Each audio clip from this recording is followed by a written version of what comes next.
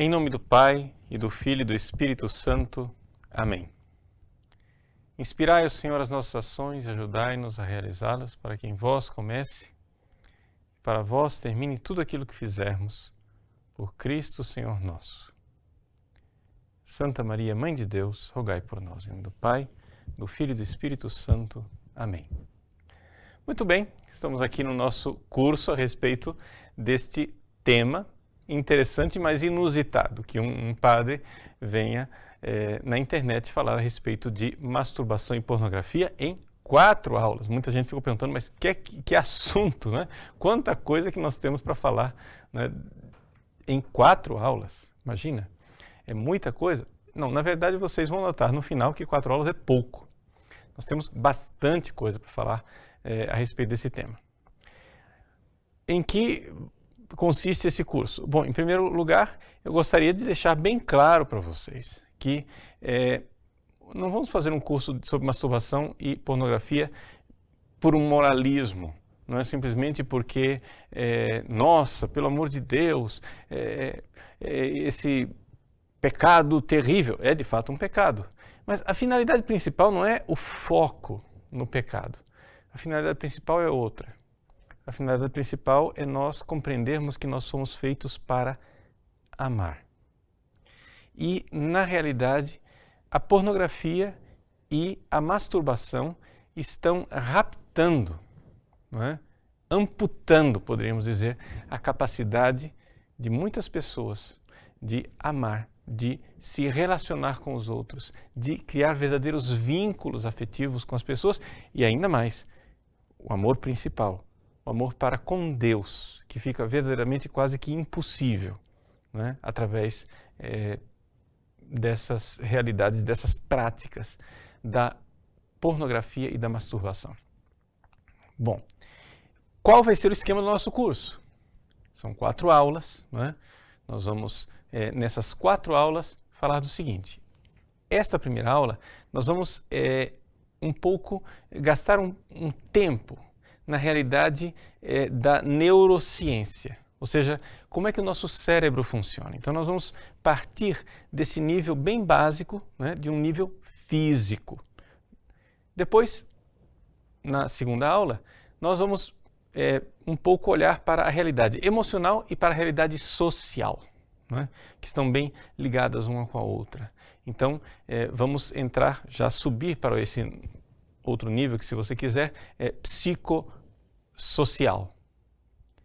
Na terceira aula, então nós entramos propriamente naquilo que é a realidade espiritual. Embora a realidade espiritual vai estar em todo o curso, né, nós vamos analisar o fenômeno da pornografia e da masturbação espiritualmente. O que é que isso significa enquanto doença espiritual? E você talvez vá se surpreender, porque a maior parte das pessoas, quando diz, doença espiritual, masturbação, pornografia, deve ser a luxúria. Não. Nós vamos falar de uma outra doença. Embora a luxúria, claro, esteja sempre lá.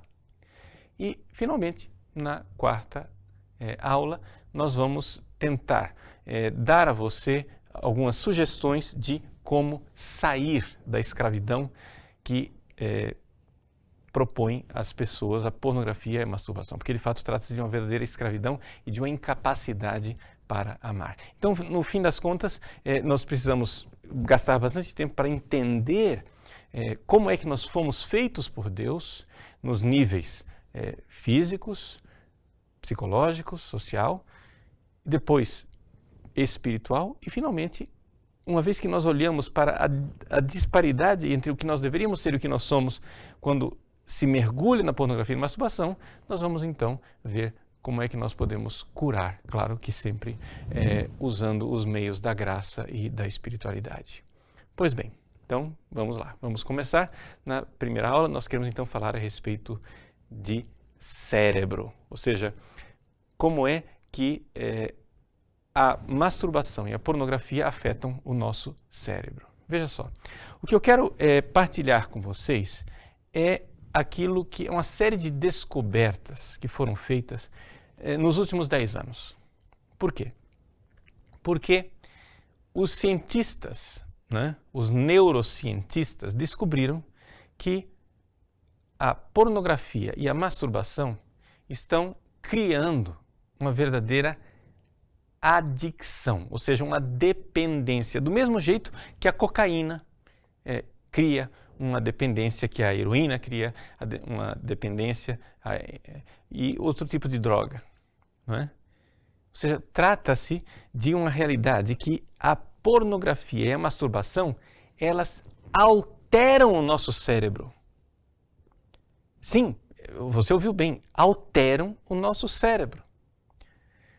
Se você não acredita nisso, não é? Eu irei, vou colocar para vocês aqui um resumo disso tudo, mas é importante que você constate com os próprios estudos. Eu sugiro como bibliografia básica, se você disser, padre, sobre esse assunto eu só quero comprar um único livro, o que é que eu preciso comprar? Então, eu sugiro o livro do William Struthers, não é? Wired for Intimacy. Quer dizer, nós fomos, digamos assim, equipados para a intimidade. Nosso cérebro foi montado, não é, por Deus para a intimidade. How Pornography Hijacks the Male Brain. Como é que a pornografia ela rapta o cérebro masculino? As mulheres não se sintam excluídas, nós iremos falar das mulheres também, mas a pornografia é uma realidade tipicamente masculina, embora, tragicamente, as estatísticas mostrem que as mulheres cada vez mais fazem recurso à pornografia. E, sobretudo, as mulheres brasileiras. Nós iremos ver, né, ao longo do nosso curso que as estatísticas mostram que o Brasil é campeão. Ou seja, as mulheres brasileiras consomem, né, pornografia mais do que as mulheres do resto do mundo. Ganham realmente em muito do resto do mundo. E vamos talvez nos perguntar qual é a causa disso tudo. Bom, então essa é a bibliografia básica. William Struthers, ele é um neurocientista. Ele é professor na Universidade de Wheaton, em Chicago. Também existe um outro livro que é bastante divulgado na internet. Enquanto o Struthers ele é neurocientista e é cristão também, portanto, o livro dele, digamos assim, ele além de apresentar os dados científicos, apresenta também uma visão cristã, não é, das coisas. Se você diz assim, não quero saber de cristianismo, eu quero saber dos fatos e simplesmente os fatos científicos, nada mais, com a visão secularista e ateia. Muito bem, então você vai pegar o livro do Gary Wilson. O livro do Gary Wilson, que eu não tenho aqui o livro físico, mas tenho o livro no Kindle, né? Aí não deu tempo de chegar, eu li no Kindle, é Your Brain on Porn. O subtítulo é Internet Pornography and Emerging Science of Addiction. Então, o seu cérebro na questão da pornografia. Ele fala da pornografia na internet e a recente ciência, emerging, quer dizer, as coisas que estão surgindo, né? A ciência da adicção, ou seja, da dependência, não é? A ciência que estuda as drogas, os mesmos cientistas que estudavam as drogas, começaram a ver que havia um problema na questão da pornografia. E por que isso só se descobriu agora? Bom, o que acontece é o seguinte, é que era difícil descobrir porque as alterações que a pornografia faz no cérebro, elas são sutis e só começaram a ser notadas recentemente por causa de um fenômeno chamado internet de alta velocidade. Ou seja, no mundo, na realidade, nós temos internet de alta velocidade, não é, há quase 10 anos. Não chegou a 10 anos ainda, a democratização da internet de alta velocidade. É essa internet que permite que você esteja aí me assistindo agora em casa. Que você, antigamente, seria quase que impossível nas internet de escada e de baixa velocidade, você está assistindo um vídeo online como você está assistindo agora.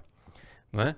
Então é evidente que a internet de alta velocidade fez com que as pessoas tivessem acesso a cenas de sexo numa quantidade tão assustadora, porque imagine que um rapaz diante do computador durante 1 hora é capaz de ver mais cenas de sexo e mais pessoas fazendo sexo do que os nossos ancestrais poderiam ver ao longo de toda a vida deles, não é?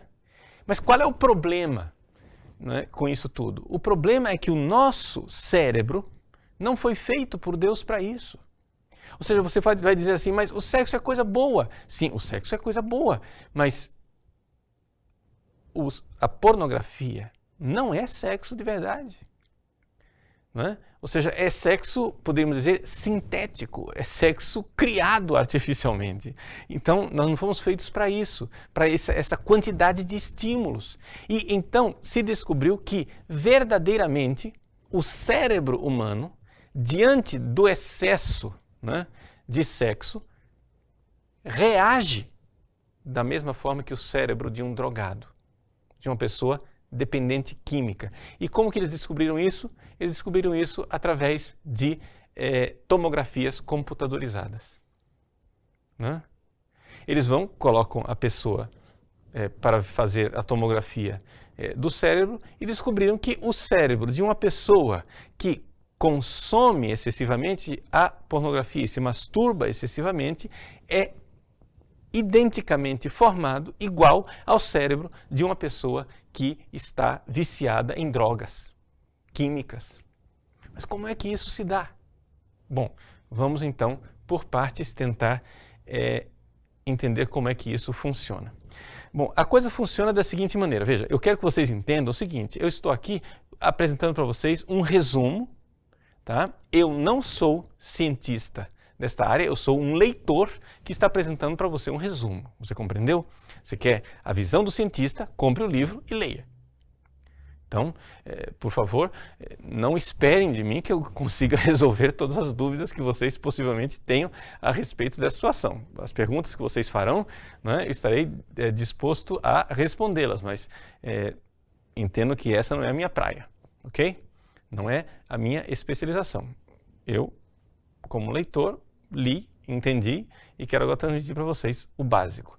Vejam, o nosso cérebro, não é, que é basicamente o mesmo cérebro humano dos nossos ancestrais que, sei lá, nas savanas africanas tinham que passar pelo calor, etc e tal, para conseguir comer comida e às vezes, e a maior parte das vezes, comida com baixas calorias, não é?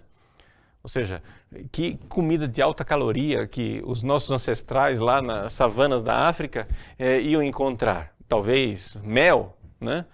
É a única comida de alta caloria que eles tinham disponível. O resto era tudo coisa de baixa caloria. Muito bem. O nosso cérebro, ele é feito para a sobrevivência. Ou seja, Deus fez isto. Então, vocês têm que entender o seguinte, embora nós iremos entrar também no aspecto espiritual em outras aulas, porque nós temos alma, vocês têm que entender que o ser humano é uma forma de o espírito conviver com a matéria, ou seja, nós somos um composto, o composto corpo-alma. Então, nós temos que entender como funciona o corpo, porque isso realmente influencia a nossa alma. Ora, no cérebro existe um circuito que é chamado de circuito da recompensa. Esse circuito da recompensa, né, digamos assim, aqui na base do cérebro, né, tem uma área que produz um neurotransmissor, que é chamado de dopamina.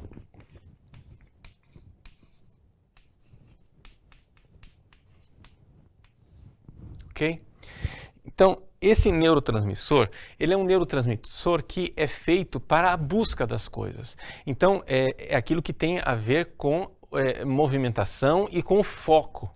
Não é? Você tem que estar focado. Você, por exemplo, agora está assistindo essa aula. Não se assuste. Eu estou alterando o seu cérebro. Está entendendo? Qualquer estímulo que vem de fora altera o nosso cérebro. Agora, é evidente que eu não estou alterando o seu cérebro com a intensidade de uma imagem pornográfica. Por quê? Porque, embora você esteja usando dopamina para focar e prestar atenção no que eu estou lhes dizendo, o nível não é tão alto assim. A coisa é que você fica focado e procura as coisas. Então, os nossos ancestrais lá na savana africana ficavam procurando a comida, procurando a caça. Mas o que é que acontece? De repente, você não precisa mais caçar. Você entra na fila do McDonald's, pega lá um lanche hipercalórico e você consegue em 20 minutos, vamos dizer que você coma devagar, porque geralmente nesses fast food não é somente o jeito de fazer a comida que é rápido, o jeito de comer também é rápido, não é? Então você come devagar, tranquilo, com seus amigos lá, em 20 minutos você come mais do que os nossos ancestrais conseguiriam comer em várias refeições. Ora, quando você recebe, nossa, o seu cérebro dispara. Comida gostosa, comida hipercalórica. Isto é bom. Os nossos ancestrais tinham nozes, amendoim, sei lá o que, etc e tal, mel. Ele gostava daquilo, mas acabava logo. Agora não acaba mais. Você pode entrar outra vez na fila, e você pode comer outra vez, e você pode comer outra vez, e você pode comer outra vez. Resultado, obesidade, não é? Apesar do programa do Lula, do Brasil, sem fome zero, o Fome Zero, se descobriu, o IBGE descobriu que o Brasil é um país de obesos. Por quê? Porque o brasileiro está viciado em dopamina. Ou seja, aquele negócio lá, a recompensa, né? A área tegmentar ventral, ela produz dopamina, você recebe isso daí, esse estímulo, e diz, eu quero mais, é bom, é gostoso. Só que, veja, é por isso que as pessoas podem desenvolver um vício com a comida. Mas muito maior é a carga que você consegue quando você vê uma imagem pornográfica. Por quê? Porque Deus fez as pessoas para terem uma relação sexual para que a espécie humana continue se reproduzindo. Só que o seu cérebro não foi feito para ter essa quantidade de sexo que você vê na internet. Ora, com esta quantidade de sexo que você tem na internet, você tem uma quantidade muito maior de dopamina despejada no seu cérebro, né? Daqui vai para o núcleo accumbens, do núcleo accumbens vem para o lobo frontal e assim este é o circuito, digamos assim, basicamente, tem outras partes, né? O hipocampo, a amígdala, etc e tal. Não vou entrar aqui em detalhes para vocês, mas o que acontece é o seguinte, neste circuito aqui, quando a dopamina chega, não é? Nestas partes do cérebro, o que acontece é que ela vai sendo transmitida, vai sendo captada e isso cria o estímulo, cria essa sensação gostosa pela excitação sexual e a pessoa vai clicando, não é? De clique em clique. Você deve ter, se você já teve experiência com pornografia, você deve notar que as pessoas não param. Elas ficam clicando de um vídeo para o outro, vão de um vídeo para o outro, um vídeo para o outro. Isso é aquilo que as pesquisas mostram com muita clareza. As pessoas têm a dopamina, elas são... Vejam, nós temos um computador na nossa frente, mas o nosso cérebro é o mesmo cérebro dos nossos ancestrais caçadores, coletores das savanas da África. Então a gente continua caçando, só que a gente caça clicando. E o resultado da caçada é muito mais satisfatório do que os nossos ancestrais. O nível de dopamina vai altíssimo. Isto que eu acabei de descrever aqui é o mesmo, idêntico mecanismo que acontece, por exemplo, quando uma pessoa toma cocaína. É a mesma coisa. Ou seja, o que faz a pessoa sentir aquela sensação de prazer é que a cocaína ela é capaz de fazer circular aqui no circuito uma quantidade de dopamina que é um negócio extraordinário. Agora, todo mundo sabe como é que acontecem as coisas na droga. Como é que acontecem as coisas na droga? você vai, né, supondo que você esteja aqui, esse seja o seu estado normal, você tem a droga, você tem aqui um pico, e você então deixou de tomar droga, cai. O segundo, você diz, não, gostei do negócio, cara, é legal, eu quero mais. O segundo pico não é tão alto. E quando você cai mais baixo ainda. O terceiro pico, e assim vai. Por que acontece esse fenômeno? Porque o cérebro está se protegendo. Veja só, o que acontece é o seguinte, você não foi feito para consumir cocaína. Deus não fez você para isso. O que é que acontece?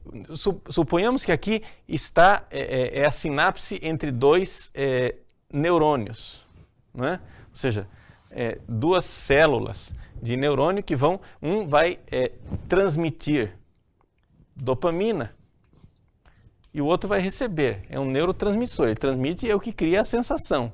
Ora, vamos supor que você tem uma quantidade X de dopamina. Isso faz você ficar, né, doidão. O cara, eu tomei cocaína, ai que gostoso, que legal, aquela quantidade, né, de dopamina circulando no meu cérebro. Nossa, eu consegui 50 vezes mais prazer do que os caçadores-coletores lá da savana. Gostei, cara, quero repetir. Só que o seu cérebro está dizendo, você está me envenenando. Você está louco? Você está fora de si? Parou! O que é que ele faz? Existe o transmissor, existe aqui o receptor, como se fossem pequenas janelinhas que vão captar a dopamina. E dizer, nossa, que legal, né? Você imagina que você tenha 10 receptores. Uma coisa aqui simplesmente gráfica. 10 receptores. Quando o cérebro começa a notar que você está mandando dopamina demais, o que é que ele faz? Parou! Ele fecha a janela. Se você tem 10 janelas, ele vai e fecha e só deixa 3 janelas abertas. Ora, qual é a reação disso? A reação é que se você jogou uma carga de dopamina, um spray de dopamina, as janelas estão fechadas, entra menos. Se entra menos, menos sensação, menos prazer. Então é por isso que o cara que consome cocaína, ele não consegue mais o prazer que ele conseguiu no primeiro pico. O primeiro pico foi legal, fui lá em cima. No segundo, já não vai mais. Por quê? Porque os receptores de dopamina dizem, parou, você está me envenenando. O cérebro se defende. Só que o que o cara faz? Não, eu gostei. E ele toma mais cocaína. O que é que acontece? Ele vai fechando as janelas. Qual é a reação dessa na vida, no dia a dia? A reação disso aqui no dia a dia é o seguinte. Quando você encontra um amigo e você sente qualquer prazer que você sinta, você tem esse circuito da recompensa, né? Esse circuito da recompensa ele é ativado. Por quê? Porque Deus fez a gente para viver. Se você não tivesse o circuito da recompensa, você era um repolho, você não fazia nada na vida, né? Você não ia sobreviver. Pensa só, nós temos que lutar, nós temos que ir atrás de comida, temos que ir atrás de bebida, temos que nos reproduzir, nós temos que ter relações, interatividade com as pessoas, tem que ter, né, relações sociais, tudo isso é coisa boa. Ora, quando você se encontra com um amigo, já notou você sente aquela alegria de estar com aquela pessoa? Isso é dopamina. Quando você vai rezar, e você sente aquele prazer de estar rezando, de estar com Deus, isso é dopamina. Quando você vê uma paisagem e diz, nossa, isso é dopamina. Só que a quantidade de dopamina que é usada nessas circunstâncias que eu descrevi aqui é muito pequenininha. Ora, se as janelas estão fechadas, o que acontece com a sua vida? A sua vida fica chata. Exatamente isso. Tudo é chato. Tudo é entediante. Não tem mais aquela tranquilidade de altos e baixos de uma vida normal. A sua vida fica achatada. Você nada mais tem graça. Estar com os amigos não tem graça. Estar com a sua família não tem graça. Nada mais consegue te levantar. Por quê? Porque você ficou viciado no negócio. Ou seja, você descarregou tanta dopamina no seu cérebro que o cérebro fechou as janelas. Só que agora, quando a dopamina do encontro com o amigo quer entrar, ele encontra a janela fechada. E a vida fica chata. Fica um horror. Tédio. E o tédio leva à depressão. As pessoas ficam deprimidas quantas vezes, e isso os cientistas estão descobrindo, né? Quantas e quantas vezes jovens vão a psiquiatras porque eles estão deprimidos, porque eles estão para baixo, e o psiquiatra não pergunta se eles têm hábitos de pornografia e masturbação. Por quê? Porque a única coisa que o psiquiatra está formado, não é? Porque essas coisas aqui, é impressionante, essas coisas aqui, você vai na internet, em inglês, você encontra 1 bilhão né, de sites que falam a mesma coisa, nos mesmos resultados científicos. Você vai procurar uma informação dessa em português, você não acha nada. Nada. Entendeu? Você dificilmente vai encontrar, né, um estudo em português que te diga que sexo, pornografia, masturbação pode causar adicção, ou seja, dependência, vício no sentido físico da palavra. Não é? Por quê? Porque, não sei, o fato é o seguinte, os estudos estão aí. São estudos recentes, é verdade, mas já era hora da gente no Brasil descobrir esse negócio aqui.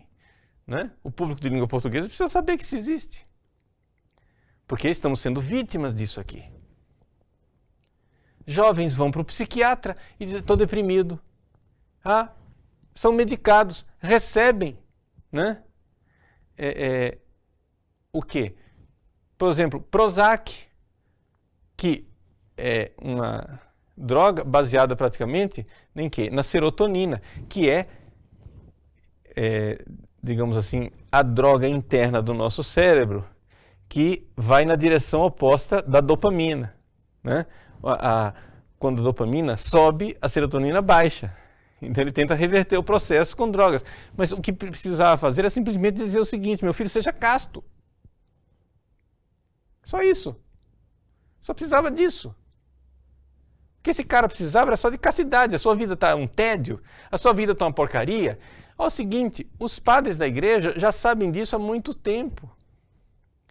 Você fica embotado. Entendeu? A sua vida fica como uma faca cega. Fica sem sentido. Bastava você viver a castidade. Mas calma lá, não é que basta viver a castidade, porque o negócio não é tão simples assim. Por quê? Porque existe uma realidade que também é uma nova descoberta, nova no sentido que é recente, quer dizer, faz uns 15 anos que o pessoal está estudando isso, que é a plasticidade neuronal. O que é isso? Plasticidade neuronal é o fato de que o nosso cérebro se adapta, não é? E a plasticidade neuronal significa que quando você vai e põe estímulos no seu organismo que vão na mesma direção, aquilo vai criando uma espécie de trilha no seu cérebro. Vamos fazer a comparação de uma floresta, não é? Ou seja, uma pessoa passa na floresta. Quando várias pessoas vão começando a passar no mesmo caminho, aquilo vira uma trilha. Se mais pessoas vão passando, aquilo vira realmente uma estrada.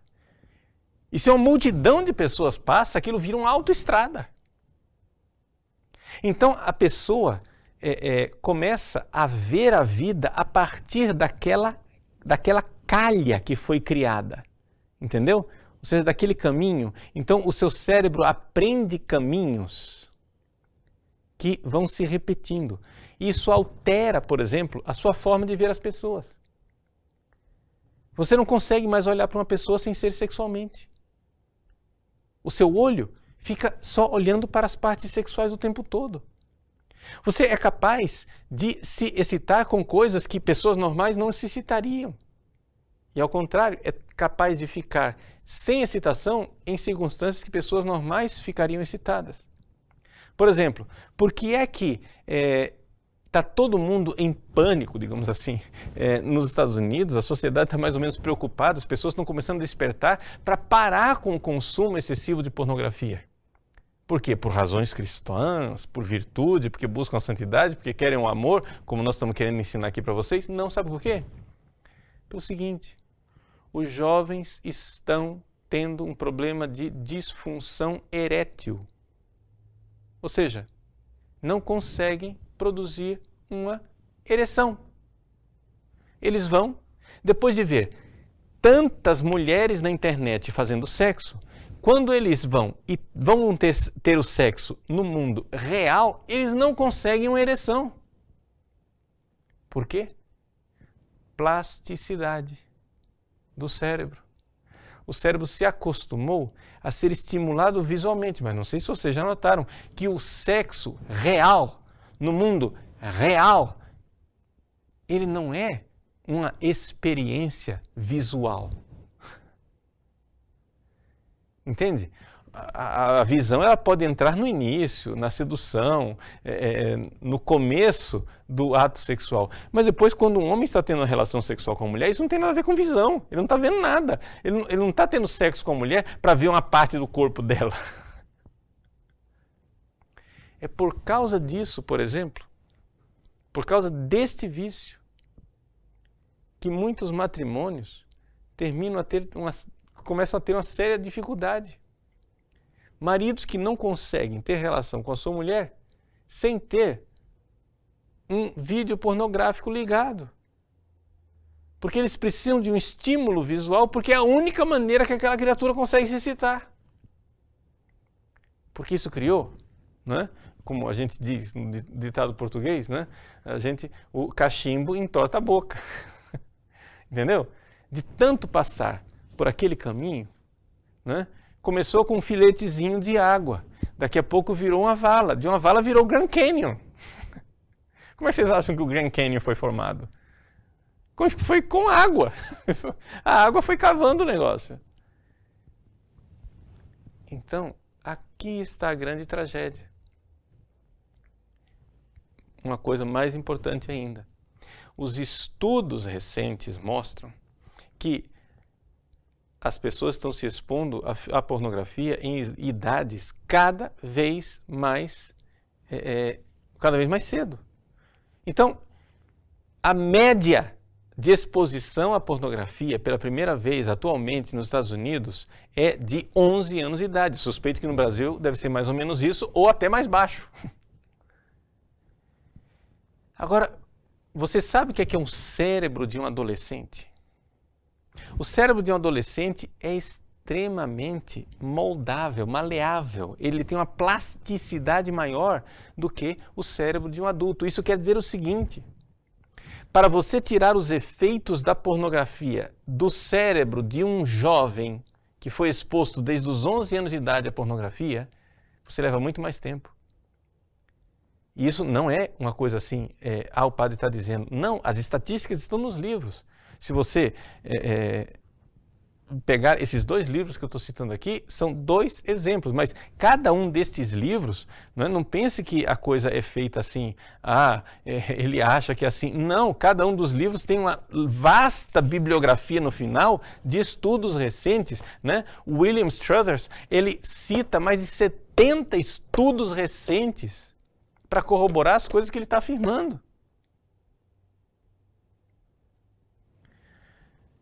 Então, 11 anos de idade, uma criança que não sabe ainda o que é sexo, tem acesso à pornografia, sabe qual é o problema? Ele começa a achar que aquilo é sexo. Mas a pornografia não é sexo. Aquilo é irreal, aquilo é uma ilusão. O mundo real do sexo não é aquilo. Então, o que é que vai acontecendo? Acontecem as tragédias que vão acontecendo na vida dos adolescentes. Se vocês pegarem o livro, né, do Gary Wilson, que não tem nada de religioso, muito pelo contrário, não é? Ele tem uma visão simplesmente biológica, materialista, evolucionista. Pega lá o livro do Gary Wilson, ele mostra para você, né, dezenas e dezenas de testemunhos de jovens, porque ele tem um site na internet com isso daí, né? Your Brain on Porn é o nome do site. Vai lá, Your Brain on Porn, e você vai ler, né, dezenas de testemunhos, e no livro dele está um resumo disso, dezenas de testemunhos de jovens falando de, né, que impotência sexual, ou seja, não conseguem produzir uma ereção, falando de tristeza, depressão, pensamentos suicidas, síndrome de pânico, déficit de atenção, e isso começa a criar uma série de problemas. Você vai dizer assim, padre, então, pera lá, já me assustei. Como é que eu vou saber se eu já sou, não é, um adicto, ou seja, um dependente? Bom, 3 sintomas básicos. Primeiro, você tentou parar e não conseguiu. Segundo, você já está começando a ter dificuldades com relação a isso. Ou seja, você tem despedido do emprego porque não consegue parar de olhar pornografia no computador, no celular, sei lá o quê, ou você não consegue passar de ano, não consegue se concentrar na prova. Isso já está começando a virar um problema para você. Você tentou parar, não conseguiu.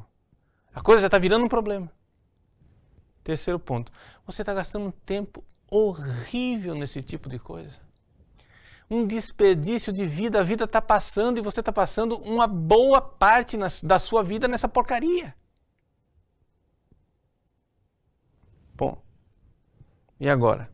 Quer dizer que não tem saída? Está tudo perdido. Modifiquei o meu cérebro. Padre, agora eu vejo, eu sou um drogado. Eu sou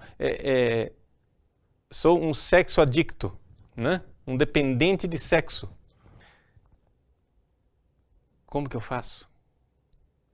Bom, graças a Deus, a neuroplasticidade, né, ela é reversível. Só que o problema é o seguinte, leva tempo. Leva tempo e não adianta você chegar e dizer para a pessoa, reze mais. Porque a trajetória, o protocolo que deve ser seguido é mais ou menos o mesmo protocolo que se segue quando uma pessoa quer se livrar de drogas. Ou seja, se você tira a droga, o que é que vai ter? Qual é a reação da pessoa? Né? A pessoa vai sentir falta. É isso. Né? Então vai ter uma abstinência, uma síndrome de abstinência. A pessoa para de... Porque veja só, imagina só, o cara, por causa desse ciclo, né, dopamínico, ele não consegue mais, tudo na vida está chato, está um tédio, a vida está uma porcaria. Ele não tem mais razão para viver, a não ser voltar para o próximo pico de dopamina que ele vai conseguir cada vez menor, né? Ele quer o próximo pico de dopamina. Aí ele do sexo, ele passa para o álcool, do álcool ele passa para drogas mais pesadas. Até é por isso que muita gente, e nós vamos ver isso amanhã, muita gente que entra numa vida de sexo compulsivo e desordenado, muita gente termina morrendo de overdose. Overdose, parada cardíaca, etc. Porque o negócio é viciante. É o mesmo caminho das drogas. Então, meu filho, então, minha filha, primeira coisa, saia da negação e assuma para você mesmo. Eu sou um dependente. eu sou um viciado. Eu não sou mais dono de mim, eu sou escravo de uma droga que o meu próprio cérebro produz.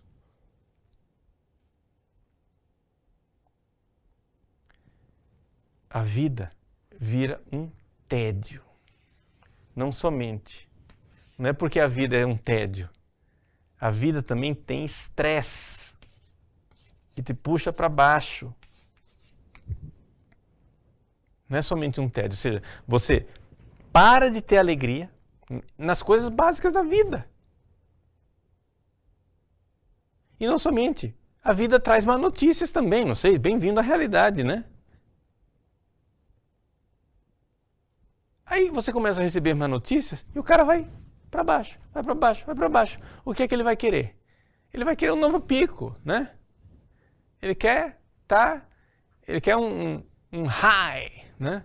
Ele quer ficar lá noiado com aquele negócio, com aquela sensaçãozinha gostosa. Isso daqui vai te destruindo. Isso não é vida. Isso não é a vida normal. Você não foi feito para isso.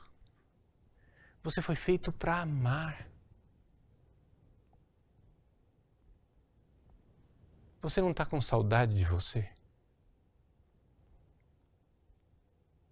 Abre o seu álbum de fotografia. Pega uma foto lá da sua infância, quando você ainda não via pornografia, quando você ainda não conhecia o sexo viciado. Olha para aquela foto. Você não está com saudade de você. Você foi raptado. Você foi abduzido como escravo, arrastado por grilhões. Você está indo onde você não queria ir. Você não é mais um homem livre. Você não é mais uma mulher livre. A sociedade, para consolar o seu coração, diz, mas todo mundo faz. E, infelizmente, todo mundo faz mesmo. Um grupo de pesquisadores canadenses quiseram estudar os efeitos da pornografia, não é? Nos jovens universitários, mas para você estudar o que a pornografia faz nos jovens universitários, você precisa de um grupo de controle, ou seja, você quer, aqui o pessoal está usando pornografia, então eu preciso de um grupo de controle para comparar, ou seja, um grupo que não acessa a pornografia. Isso aconteceu? Não puderam fazer a pesquisa. Porque não existe grupo de controle. Eles varreram a universidade atrás de jovens que não acessassem pornografia. Não tem. Acabou. Nós nem sabemos mais o que é um ser humano normal, porque a gente não consegue mais se livrar desta porcaria. Quando você sai à rua e olha para um outdoor, você não consegue, mas você tem que furar os seus olhos para não ver mais nada. Então significa que nós precisamos entender que a nossa sociedade não é parâmetro. A nossa sociedade não é parâmetro. Por quê? Porque não é natural, simplesmente não é assim. A vida, ela não é um contínuo circuito de recompensa atrás de sexo, porque isto é destruidor. Isso é totalmente destruidor. O sexo foi feito para gerar vida. O que o sexo está gerando hoje é morte, incapacidade de amar. Nós somos feitos para nos ligar, né? O William Struther, que é um cristão, né? Ele mostra as várias drogas que entram dentro do sexo, né? A testosterona, a dopamina, a noradrenalina, a serotonina, também os opioides, os opiáceos, né? Criados pelo nosso próprio corpo, como a endorfina, etc. Mas ele tem uma droga aqui, que é criada pelo próprio corpo, né? Chamada oxitocina, que diz, isso daqui é aquilo que nos une às outras pessoas. existe até mesmo no animal homem. Não estou nem falando do espírito ainda, não estou falando da alma, não estou falando da graça, não estou falando de mística, não estou falando nada. O ser humano foi feito para estar com os outros. A oxitocina mostra isso. Nós fomos feitos para nos unir, para ter vínculo, né? Por isso, wired for intimacy. Entendeu? Nós somos montados para a intimidade. E o que é que nós fazemos? Vivemos na solidão na frente de um computador. Então, para a gente entender onde é que está o problema da pornografia e da masturbação, é o seguinte. A pornografia e a masturbação, ela torna-se, né, uma adicção, uma dependência em pessoas que não sabem administrar o seu tempo sozinhos. Nós vamos tratar disso com mais detalhes na nossa última aula, quando nós falarmos da terapia. Mas você precisa mudar de vida, sobretudo, você precisa mudar o seu estilo de estar sozinho. Gente, é inevitável, em algum momento do dia nós estaremos sozinhos. Você não sabe administrar o seu tempo sozinho. Você é inimigo de você mesmo, você não é amigo de si. Você não é capaz de estar com você mesmo. Seja seu amigo. Pare de se destruir. Crie hábitos saudáveis que promovam a sua desintoxicação, porque trata-se realmente de desintoxicação. Você tem que passar por uma detox, né? Uma desintoxicação. Claro que vai ter abstinência. Claro que vai ser um negócio triste, mas é por isso que nós somos igreja. Peça ajuda. Peça ajuda. Você não está sozinho. Você tem a Trindade, você tem a Virgem Maria, você tem os santos que te ajudam. Mas peça ajuda também para os seus irmãos que estão aqui, nesse mundo. Peça ajuda. Você foi feito para aliança, não para essa solidão miserável. Porque lembre, o contrário do amor não é necessariamente o ódio. O contrário do amor, às vezes, é usar e ser usado. Usar uma pessoa como quem usa uma seringa de droga ou um tubinho para cheirar uma carreirinha. Você não é um tubinho. Você é filho de Deus, precioso aos olhos de Deus. Saia dessa miséria. Vamos, então, passar esses dias estudando um pouco a doença, mas estudando também para que nós fomos criados. Vamos fazer um breve intervalo e já já a gente volta para responder as suas perguntas.